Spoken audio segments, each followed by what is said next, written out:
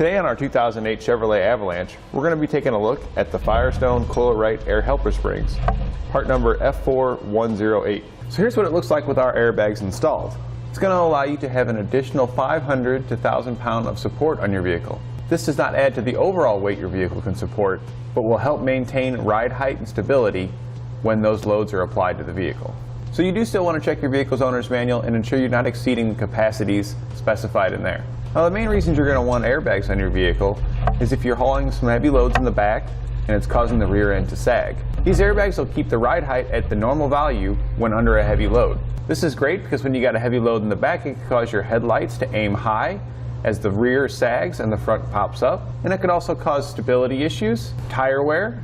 As the front raises up, camber can become positive and wear on the outer edges. Camber angle is the relationship between the top and bottom of the tire. If the top is further out away from the vehicle, your camber is positive, and if the top is further in towards the fender liner, it's negative. A positive camber angle will cause wear on the outer edge of your tire. Now when compared to other load-helping suspension components on the market, these are going to provide a more comfortable ride in comparison to your rubber jounce styles. They're simple to install. Now let's take it out on our test course and show you how it performs. First, we're going to enter into the slalom, which is a side-to-side motion. You'll notice that with these installed, you'll have a significantly less amount of body roll. On the next part of our course, we're going to be going over speed bumps. You'll notice with the airbags installed, there'll be less suspension travel, and the rear end won't be sagging down as much. You'll notice that the vehicle doesn't sway side to side as much. Now, as the test course has shown, this will improve our stability, handling, and braking, and give us the safety we need when pulling a heavy load. To begin our installation, we're going to need to collapse our airbag. To do that, you're going to want to cut about 3 inches from the length of the tubing provided in the kit. A tubing tool is best, so that way it's cut flat. And you'll have a nice even cut. Insert that into the end of their airbag, and then roll it up. Once you've got it rolled up, take the red tab provided in the kit and put it in the end of your hose. This will keep it collapsed so we can install it more easily on the vehicle. Now we'll take our airbag with the hose end pointing up for our Avalanche, and we're going to slide it in towards the bottom coil. Then just work your airbag in around and up towards the top of the coil.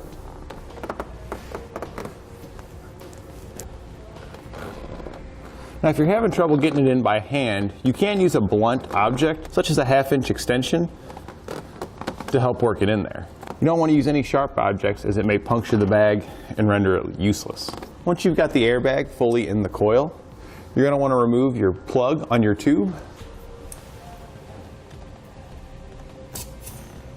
This will allow it to expand so you can work it around and get it fully installed and untangled. Now that our airbag's in place, we can remove our tubing in the top. To remove our air hose, you're going to want to find a wrench that's a similar thickness to your hose. We're going to use a 7mm. You'll press down on the fitting at the top of the airbag, and then use a pair of pliers to pull up on the hose. That'll release it from your airbag. Now because it was hard to see in our last shot, we've got a similar fitting here and our same piece of tubing. When pressed into the fitting, it locks into place and cannot be removed. Now you can remove the hose by pressing down on the ridged collar and pulling the hose out. This is the collar that we were referring to. Now we've already gone ahead and done this, but you're going to want to cut your hose provided in the kit in half. That way you've got an equal length to route to the rear of the vehicle and trim it down later. With your hose cut in half, you'll take one end of it, route it over the top of the coil spring and down through the hole in the rubber bumper there. Then you'll take the blue rubber spacer provided in the kit, slide it on top of your airbag, route your hose through the middle, and then press this hose into the fitting on your airbag. You want to make sure your hose is fully inserted. It'll slide right in, and once it's bottomed out, you'll see the airbag start to push downward. You can then pull upward on your hose to make sure that it's secure. Now we need to take the airbag and move it up to the top so it seats against the top of the coil spring mount. This is best done with a blunt object, as you can kind of pry underneath of it to push it upward. Now we've gone ahead and routed our hosing. We ran it up underneath the bed, above the frame, following our factory wiring, and zip tying to that location up to our bumper here where we're going to be mounting our inflation fitting. Now your inflation fitting can be mounted anywhere on the rear bumper. We're going to go ahead and mount ours on this side bracket, so that way it's underneath the vehicle and hidden and can't be seen from the outside, so it won't detract from the look of the vehicle. Go ahead and use a little lubricant and drill out a hole with a 5/16 inch socket to mount your fitting.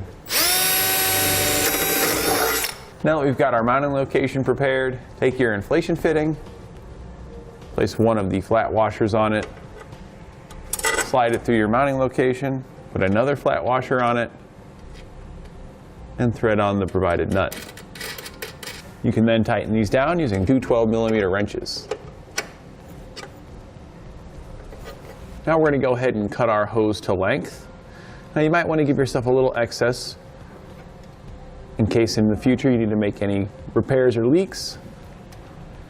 We're going to cut the hose flat using our hose cutting tool here.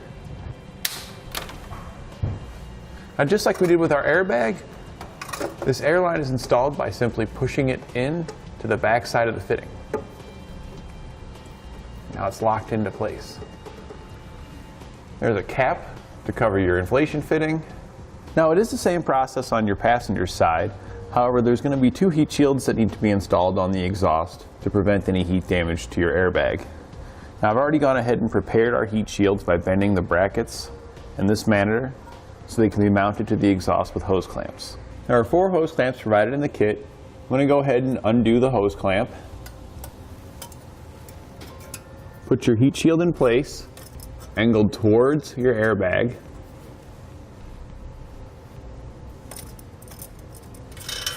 Route the hose clamp around the tab we bent on our heat shield and the exhaust,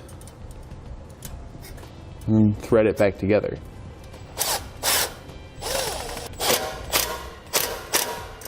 Once you have the first clamp installed, go ahead and put your second clamp around and install it in the same way. And these clamps can be tightened down with either a flathead screwdriver or a 10mm socket. Now just angle your heat shield around your exhaust, leaving about an inch to a half-inch gap. Now we've gone ahead and installed our second heat shield here, using the same process as the first. Putting it in these locations will prevent any heat from getting to our airbag. Now go ahead and begin inflating at about 5-pound increments up to the specifications in your owner's manual, checking for leaks periodically. Now to check for leaks, spray each fitting with soapy water and look for the presence of bubbles. Now if you notice that there's any leaks or you need to make some adjustments, to release the air, the other side of your cap has a valve stem removal tool. You simply insert it into the end of your inflation fitting and unscrew the valve stem.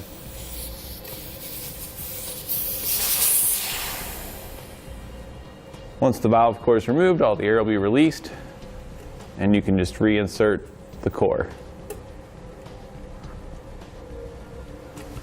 And that completes our look at the Firestone Coil-Rite Air Helper springs, part number F4108 on our 2008 Chevrolet. Thanks for watching. Click the link in our description below to shop, learn more, or visit us at etrailer.com. And leave us a comment if you have any questions.